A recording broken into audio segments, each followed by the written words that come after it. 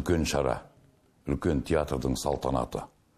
Атырау топырағында бір үлкен аламан той болғалы жатыр. Бұл туған топырағыма деген мен кішкентай болса да сыйлығым. Еліме деген, жұртыма деген ықыласым. Бұл менің есеп қисабым, ел жұрттың алдында мінәжатым менің жасаған. Осындай үлкен бір жүрегім тербеген қуаныш бар осы сәтте.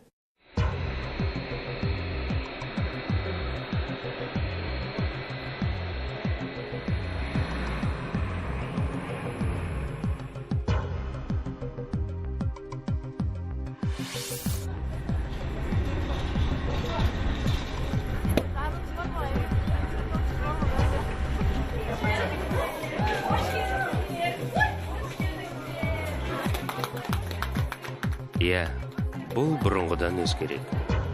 Өзгерек болатыны сол, бір ғана драматургтың шығармашылығына арналған халықаралық фестиваль бұрын соңды қазақ топырағында болмаған. Алғаш рет.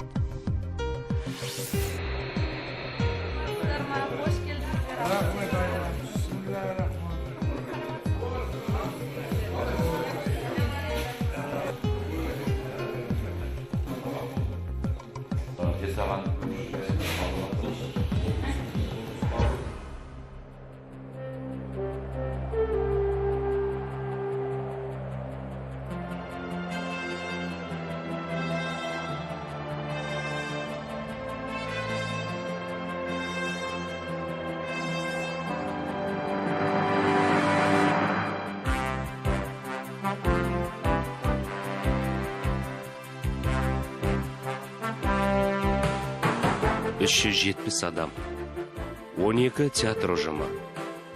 90 жылдық тарихы бар Әуезов театрынан бастап, қазақтың 10 мәдениет ошағына қоса, көршілес жатқан Қырғыздың академиялық театрымен сонау 6000 шақырым жерді артқа тастап, Моңғолияның Баян-Өлгей аймағындағы қандастарымыз да ат басын бұрды. Ендеше Алтайдан Атырауға дейінгі бар қазақтың басын қосып, қазақ руханиятының туын желбіреткен, ұлттық рухты осынша аспандатқан Рахымжан Отарбаев кім?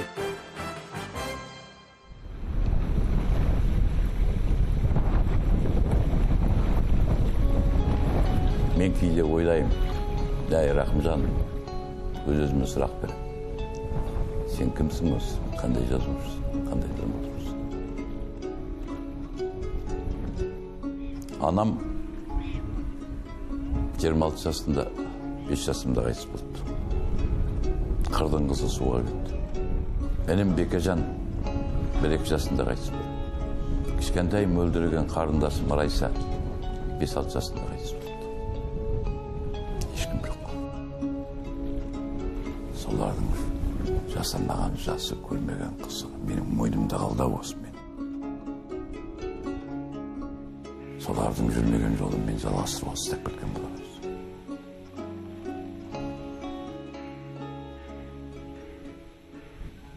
Бұл топырақ талай арыстардың, талай ұлы тұлғалардың шыққан топырағы ғой.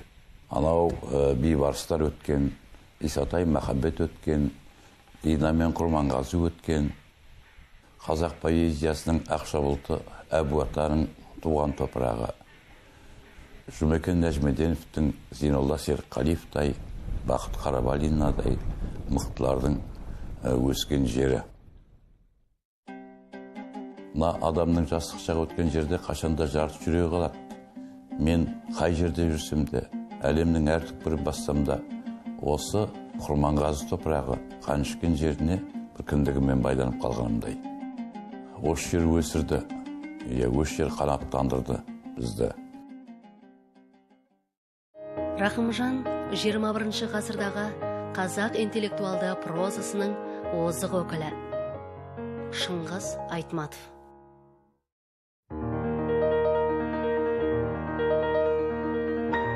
Театр – тірі тарих.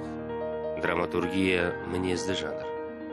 Драматургтың жазбасын сахнада тірілтіп, көрерменнің жетегіне ертетін режиссер шеберлігі мен актер орындаушылығы қашан да маңызды іс.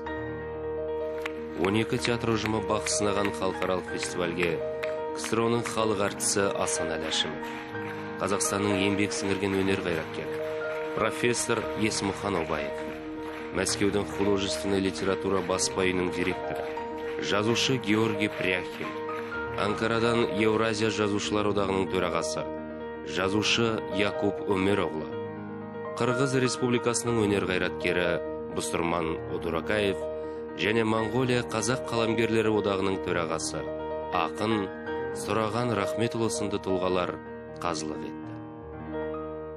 Ең бастысы халықтың берген бағасы жоғарғы баға. Сондықтан халықтың қуанышы, халыққа мейрам жасау деген біздің міндетіміз. Сондықтан Рахымжанға зор денсаушылық деп, творчестволық табыс тілеймін. Ол өзі жалғыз өз біздің елде емес, шет елдің көбісінде аударылған, шығармалары таралған, сонысымен қуантады. Шығармашылық үлкен потенциалы бар адам. Ойлылығы, ерекшелік сол тарихты білетіндігі, соның әрқайсының аузындағы халық үшін, ел үшін айтқан сөздері, соның бәрі халыққа үлгі.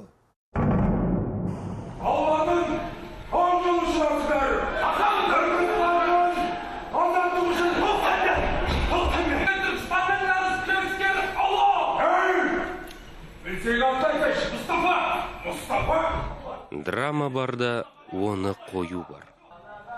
Көрермен санасына сіңіру, жүрегіне жеткізу, ой тастау бұл режиссер қиялымен астасқан дүние. Фестиваль шымылдығын ашқан Мұстафа Шоқай пьесасы Қызылорда облыстық Нартай Бекежанов атындағы музыкалық драма театр ұжымының, сондай-ақ Шығыс Қазақстан облыстық Семей мемлекеттік Абай атындағы қазақ музыкалық драма театр актерларының сахналауымен де көрермен көңіліне жетті.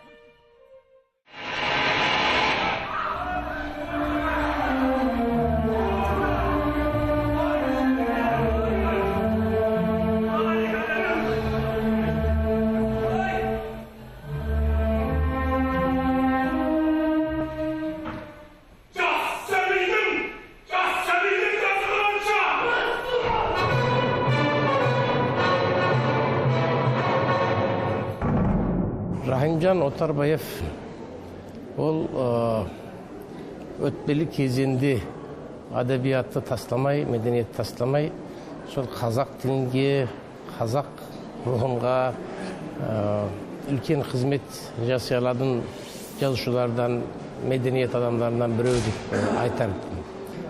Рахимжан Отарбаев тек қана Қазақстанның емес, биыл Татарстанда кітабы шығып жатыр. Азербайжанда Рахимжан Отарбаев басылып жатыр. Соның әңгемелері Түркияда шықты, кітабы дайындалып жатыр.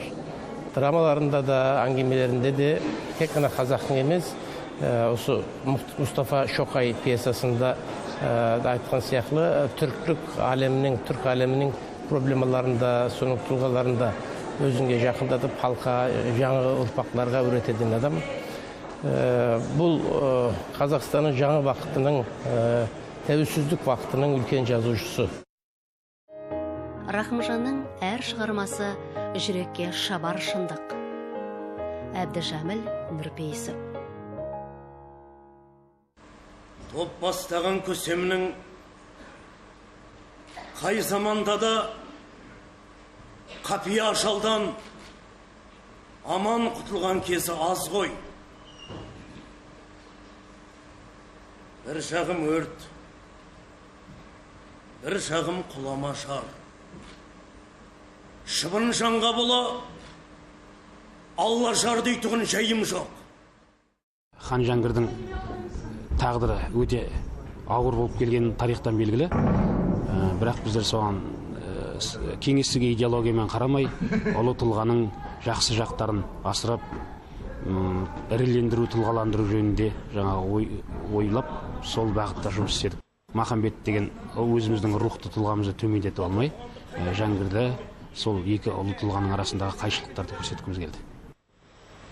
Дұшпан жеңген жауының екі көзін жылау үшін аман қалдыратын әдет емес пе? шалқақ басып, асқақ жүріп болдың. Мәміле басын түйей. Екі даушы бір келсе, амалыңның кеткен. Екі ауру бір келсе, ажалыңның жеткені. Барар жер басар тауды, қуықтай екі өзеннің арасымен өлшеме. Рахымжанның барлық пьесасында өзінің авторлық жан айқайы сезіліп тұр. Жан айқайы драматургтың. Уақыт айқайы, қоғам айқайы, бүгінгі түрткі болып жүрген адам тағдыры, ел тағдыры, жер тағдыры, ұлы көсемдер тарихында талай ескерусіз қалған, ямаса күнәсіз, күнәлі болып кеткен Жәңгір хан сияқты ұлы бейнелерге. Соны бүгін ұрпаққа аршып алып, бұл кісі жеткізіп отыр. Жаттан көмек сұрайма! Очень эмоциональный драматург, драматург-философ. Сондықтан осы драматургымыздың жолы болсын. Қазақстанда мен бір драматургтың фестивалі өткенін көргем жоқ, соның шығармалары бойынша. Жаттан көмек сұрамайды. Қайтырайымнан Махамбет. Көрермен куә. Батыс Қазақстан театры Жәңгір ханның бағын ашты. Хан емессің, қасқырсың дегенмен қалып қойға болмайтын драматург ойын эстетикалық талғам биігінде көрсетті.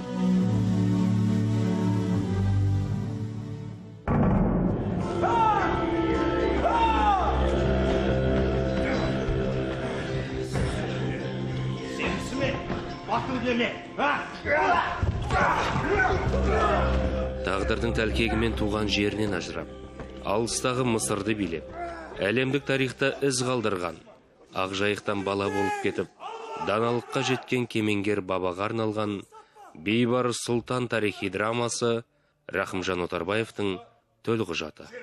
Алғаш рет Шапай Зұлқашевтың режиссерлігімен Атырау облыстық Махамбет театры сахналаған бұл драма Әуезов театрының бірнеше жылдан бері репертуарынан түспеген 8 мемлекеттің сахнасында қойылған үздік шығарма. Тағы да аншлаг. Әрине, шығарма күрделі, Рахымжан ағамыз өте терең жазған, ол кісінің енді барлық мақсатын жеткізу қолдан келмейді. Десе де, біз сол бір бағытын алуға тырыстық. Жайлы төсекте жата алмасымды білсең етті, басы өзер. Ашындар тоспама! Аш! Бұл әмірдің бұйрығы. Корабельный трюм деген болады деген, корабльдің түбінде құлдар өмір сүреді деген. Сонда максимум бір құл 1,5 жыл өмір сүрген екен. Ары қарай акулаға тастап жей берген. Соның ішінен бейбарыс қана жалғыз өзі 9 жыл өмір сүріп, 9 жылдан кейін содан тірі шыққан жалғыз бейбарыс екен.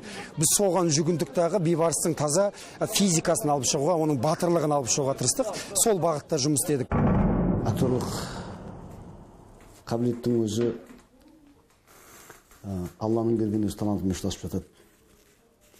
Талантты еңбекпен ұштастырғанда ғана адам осындай образ жасай алады ғой деп ойлаймын. Енді мен өз немді өзім айтқандай болмайын, оның бағасын көрермен, жағы біздің бағасын беріп отқан қазыларымыз бар, солар айтатын дүние. Бірақ мен үлкен өнер туғызу үшін таза жүрекпен биік сезім керек. Мен өмір бақи сол ізденіспен өтіп келе жатқан адам. Вәзір!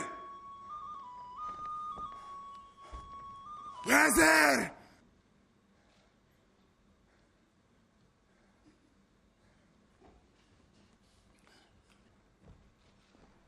Қалауым, сен бісің.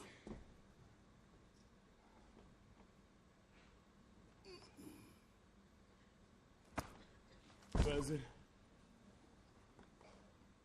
Отыз! Бұны да мен көне ғасырға, көне тарихқа жүгінген болатын, ізденген болатын.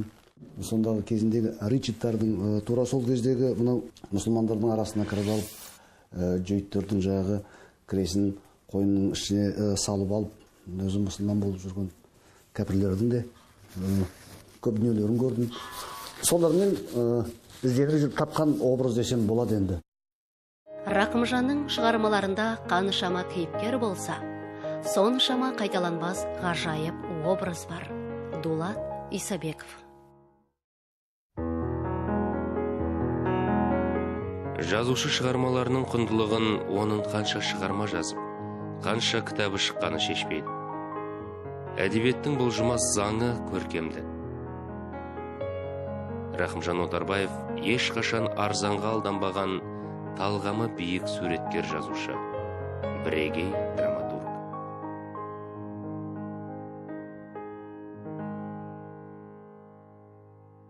Вот я смотрел эти два спектакля и следил не только за тем, что происходит на сцене, но и за тем, что происходит в зале. Мне очень понравилась реакция зрителей.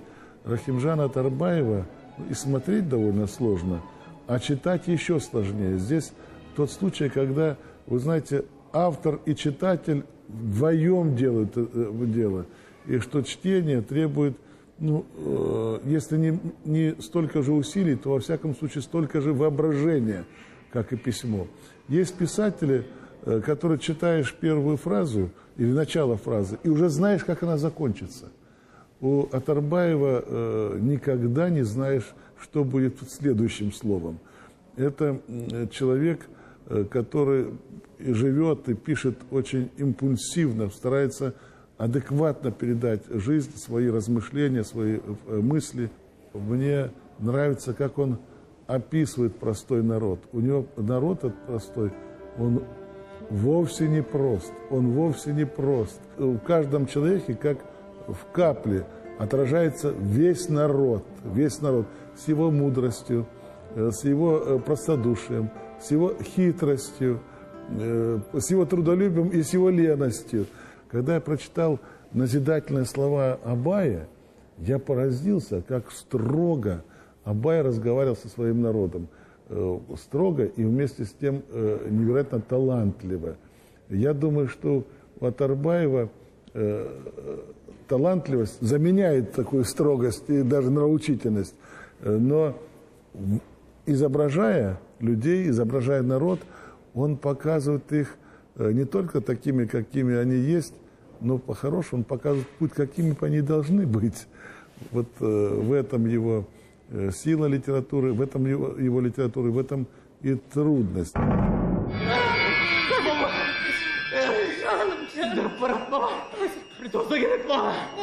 Қоғам шындығын, заман зарын, ғасыр дертін дөп басқан бұл спектакль қазақ театрларының да сахнасына түскен жоқ.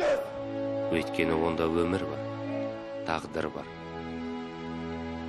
Тағдыр, ұйық, нашақор жайлы новелла, әртүрлі атпен, әртүрлі трактовкада үш бірдей театр қойған шығарма өзінің өзектілігімен көрерменін көбейтті. Түсінгенге терең ой тастады. Мені роль, бұл ағайдың рөлі ашты десем де болады. Бұл менің бірден бір жақсы бір кейіпкерім. Біздің театрда ойнаған сайын жазып тұрсат, былтыр санашыптыр 499 жол ойналып тұр. Ана Тоқтоғылға да 499 біздің өзіміздің районымызда. Анан бұл жерге келіп Рахимжан ағайдың спектаклінің 500-ші жолын ойнап атан.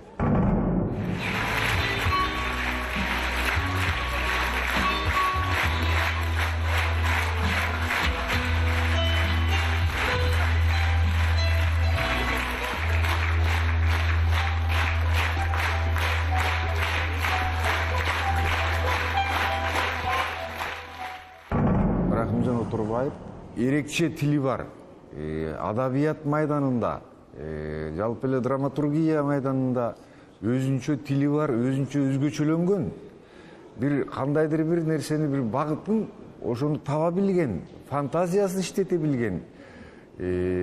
Драматург катары азыр таанылып, калыптанган адам. Коюлган драмалары, акыркы учурда мен мына аудардым, ошол Нашақор жөнүндө новелласын. Актрисасын 2 күндө аудардым, просто күлүп атып, аябай өзүм разы болдум да. Анан двойнигин аудардым. Ол өзүнчө мурдагы Рахимжан Отарбаев 94-жылы жазган, мына Абай соттон башка жазган драмасына караганда, азыркы жазылган драмасы таптакыр башка. Кыргызстанда көп коюлду. Ыстык көл облустук музыкалык драма театрында дагы коюлду онусу. Жакында Ош драма театрында двойнигин койгон жатыр. Анау түштүктө, ана Кытай менен кесиштескен жакта. Анан Талас койгон жатыр, Талас областында.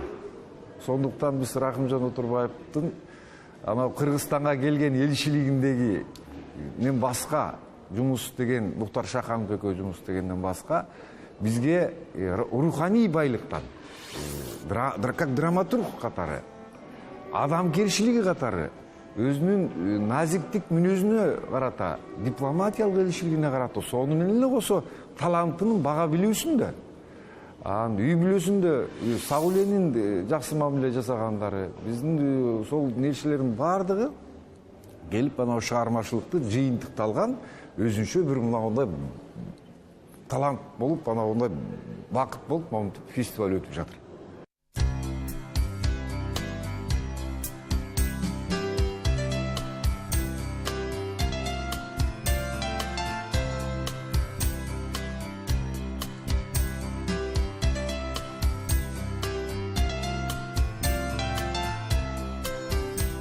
Театр көрерменімен көрікті. Отарбаев шығармаларын тамашалаған жұрт күнбе-күн театрға осылай жиналды. Екі мезгілде де зал орындығы бос қалмады. Ал бүгінгі күн тіпті ерек.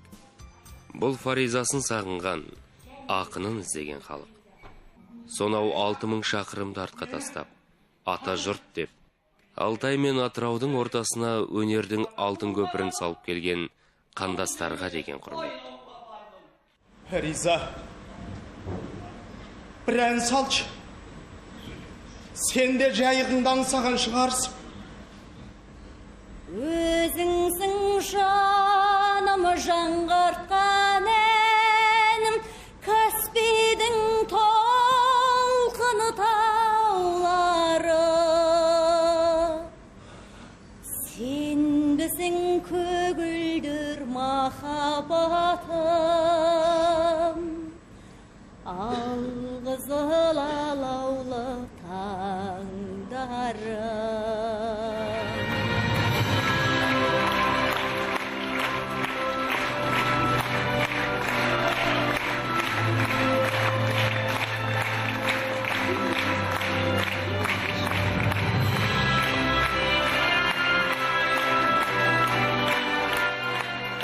Фариза апамыз бен Мұқағалидың туындысынан өте жақсы әсер алдық. Фариза апамызды елестетіп, көзімізге жас та келді. Моңғолдан келген өзіміздің қандастарымыз елге деген, поэзияға деген сүйіспеншіліктерін танытып отыр. Анау шалғайда жатқан Шардария деген елден келдік. 5 күннен бері Атырауда үлкен мереке болып жатыр. Бұл тек қана Рахымжанның шығармашылығына, оның үлкен дарынына жасалған құрмет емес, бұл жалпы қазақ әдебиетіне, оның ішіндегі қазақ драматургиясына жасалған үлкен құрмет деп есептейміз. Және оның мынандай Атырау сияқты аймақта өтуі тағы үлкен ерекше. Жалпы мен осыған дейін халықаралық фестиваль бір аймақтарда бір белгілі жазушының я драматургтың жаңа атына байланысты өткенін естіген емеспін. Бұл не деген ғажайып дүние. Фариза апа туралы жыры Мұқағалидың жігіттің қызға арнаған жыры емес ол. Ол жалпы дарындардың бір-бірін қаншалықты жан жүрегімен түсінетін ұлы сезімнің мына жырға түскен үлкен көрінісі суреті. Қазақ әдебиетінде Мүсіреповтің жолын жалғастырған бірден бір жазушы Рахымжан Отарбаев, Смағұл Елубаев. Махаббатсымарым, аянбай жүрмадым, әйелсіз маған үмітсіз тоңғиып. Жанымның ұшқыны, әйелдің ыстығы, өмірде менен саған қаршымды. Сатира өмірдің айнасы. Бірақ оның міндеті күлдіру емес, ойландыру. Фестивальде оңтүстік Қазақстан облысы қойған Аяулым Анфиса мен Жетісай театры сахналаған Двойник спектакльдері Рахымжан Отарбаевтың сарказмге толы сатирасымен қатар өткір тілін танытты. Комедия кеңес заманында жазылса да, бүгінге дейін тақырыбын жоймапты. Біздің халқымыздың дәстүрінде қайтыс болған адамның жақын адамы үлгере алмай қалса, оның мүрдесін қазып сүйегін көруге рұқсат етіледі. Сосын? Ну, енді сен мынау Женяның мүрдесін қаз, мен байқап тұрмын, оның қабірі онша терең емес. Сосын? Ну, енді мен Женямның сүйегін көріп, кішкене маухым басылсын. Астафиралла, атай көрме, атай көрме, ойбай, өлген адамды кері қазу деген астафиралла, астафиралла, қой. Жабыр кішкентай комедиясының өзінде анау. Өзінің елінде өзін жерлеуге жер таппай жүрген. Тақырып қозғап отыр ғой драматург. Неге біз өзгені соншама қадірлейміз да, өзімізді бір адам деп санамаймыз. Соның алдында неге иіп береміз басын? Бұл национальный, ұлттық гордость қайда, қазақтық мінез қайда, ұлттық намыс қайда, ұлттық болмыс қайда дегенді автор айғайлап тұрып айтып тұр. Сонымен театр сахнасында артистер жеткізіп жатыр. Драматургтың дүниесін ары қаратай халыққа жеткізуші артист арқылы, театр арқылы, театрдың әрекеттері арқылы жеткізетін драматургты драматург ететін ол режиссер. Ол режиссер оның көмекшісі емес, оның жанындағы жан досы болу керек. Жан айқайы бірге айғайлау керек. Режиссерлық үлкен қозғаушы ой, ішкі әлем, режиссерлық көзқарас, дүниені режиссерлік тұрғыдан пайымдау. Режиссер театрдың ары бары намысы болуымызы. Режиссер жоқ па, театр жоқ. Сонда бүгінгі режиссурада көңіл аударатын дүние көп.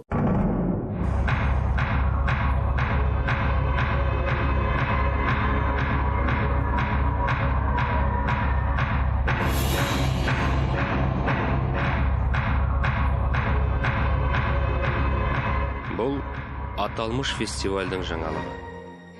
Жазушы драматургты 12 жыл бойы қинаған бас романы желісіндегі пьесаны бұрын соңды ешбір театр қоймаған.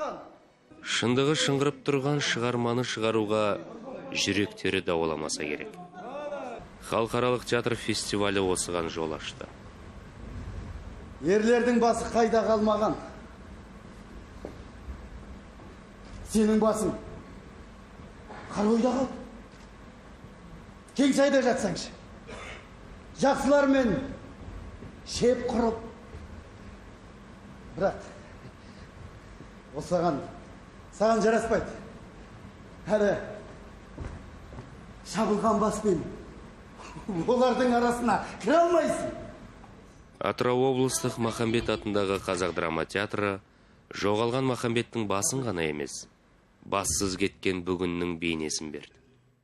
Тентегін тезге салып, телісін жөнге салған қасиетті қалың елге қазық болып, өсиеті қауым елге азық болған қария образ арқылы шығарманы шырқау биікке көтерді.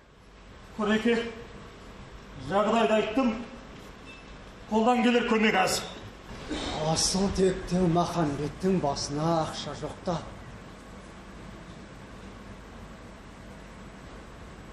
Құдалыққа бар екен ғой.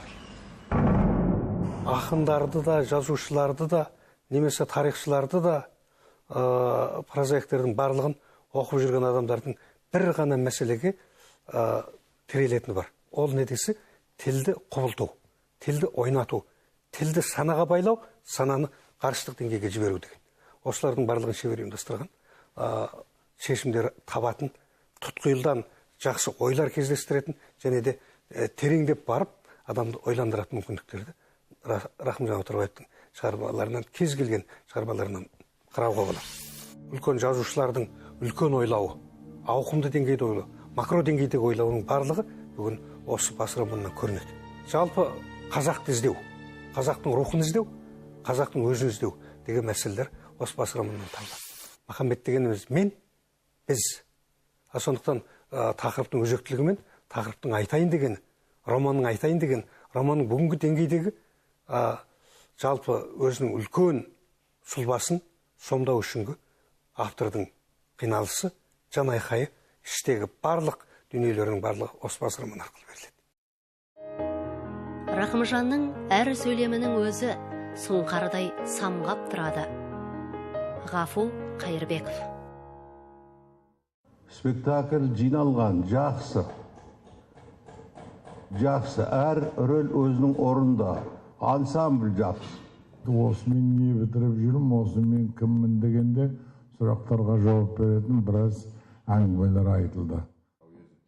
Сонымен қазақ театрларының кәсіби режиссурасы мен актерлық мектептің ауқымын кеңейткен. Орындаушылық өнерге бет бағдар берген. Өнер ұжымдарының бір-бірінен тәжірибе алмасқан. Кәсіби шеберлік шыңдалған халықаралық бұл фестиваль өз мәресіне жетті. Қазылар алқасы әр пьесаны көркемдік кеңесте талқылап, сарапқа салды. Жүйріктен жүйрік озды. Жүлде өз иесін тапты.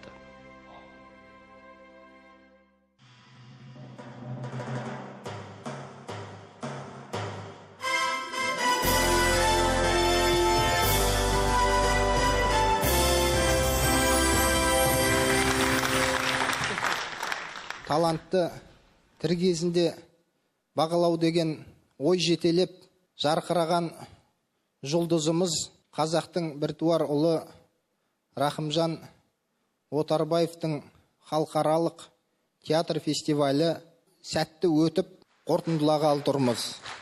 Міне өнер деген Асанәлі ағам, өнер деген Есмұхан ағам, өнер деген осы театр фестивалына келген үлкен актерлардан кішкентай бүлдіршіндерге дейін. Міне өнер осы кісілердің бойында. Жұлдыздарыңыз жоғары болғай аға. Мына қайшыласқан заманда көңілінің кірі бар адамның қолына қалам ұстатып, алдына ақ қағаз жаюға болмайды. Өйткені ақ қағаздың бетіне көңілінің кірін төгеді. Ол елге жұғады. Мен әлім келгенше, ақыл парасатым жеткенше, сол ақ қағаздың бетіне аз да болса сәулелі ойларымды төккім келді. Соны алып келіп отырған алыс жақыннан сіздерге мен мына кесір басым дейім сіздердің алдарыңызда.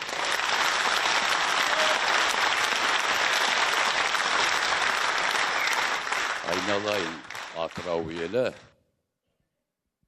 алтын бесіксің ғой. Жаман балаңды тербеттің, алтын бесіксің ғой.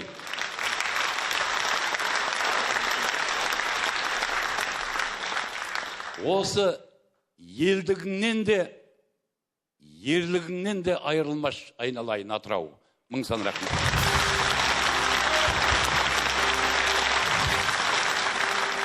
Ынталандыру Қазақстанның еңбек сіңірген қайраткері, халықаралық Шыңғыс Айтматов атындағы сыйлықтың лауреаты, Парасат орденінің иегері, көрнекті жазушы драматург Рахымжан Отарбаевтың халықаралық театр фестиваліне қатысып жоғары дәрежелі өнер көрсеткендігі үшін Баян Өлгөй аймақтық музыкалық драма театры Монголия, Оңтүстік Қазақстан облысы Азил Сықақ және Сатира театры марапатталады. Алматы облыстық Бикен Римева атындағы Талдықорған театры марапатталады. Үздік ер адам бейнесі жоғарғы дәрежелі өнер көрсеткені үшін Батыс Қазақстан облыстық Қазақ драма театры Қуаныш Амандықов марапатталады. Үздік әйел адам бейнесі Астана қаласы Қуанышбаев атындағы мемлекеттік академиялық Қазақ музыкал драма театры Айнұр Бермұхамбетова марапатталады. Үздік режиссер Астана қаласы Қуанышбаев атындағы мемлекеттік академиялық Қазақ музыкал драма театры Нұрлан Жұманиязов құтты болсын.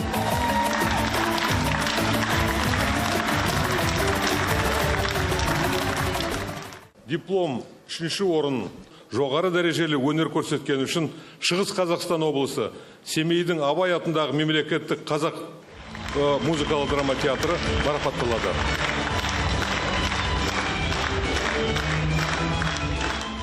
Дипломмен 3-ші орын Оңтүстік Қазақстан облысы Жандарбеков атындағы Жетісай драма театры марапатталады. Қырғыз ұлттық академиялық драма театры 2-ші дипломмен марапатталады.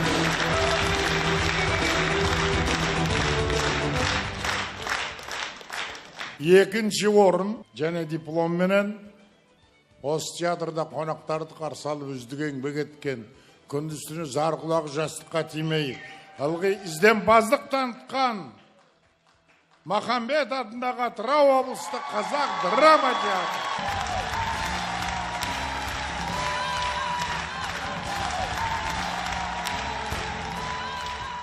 Бірінші орын халықаралық фестивальдің қатысып жоғары дәрежелі өнер көрсеткені үшін Батыс Қазақстан облыстық қазақ драма театры. Орал. Батыс Қазақстан облыстық қазақ драма театры.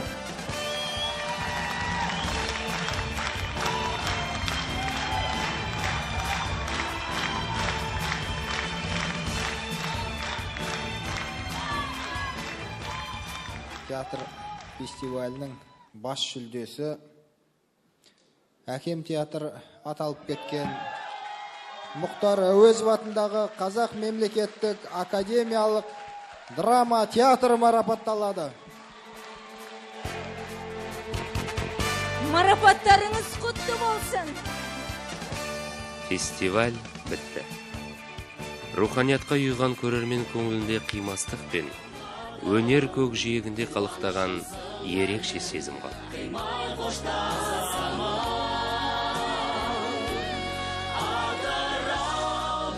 Ал драматург бұл той, осындай салтанат қазақ драматургтерінің маңдайына жазылу керек еді.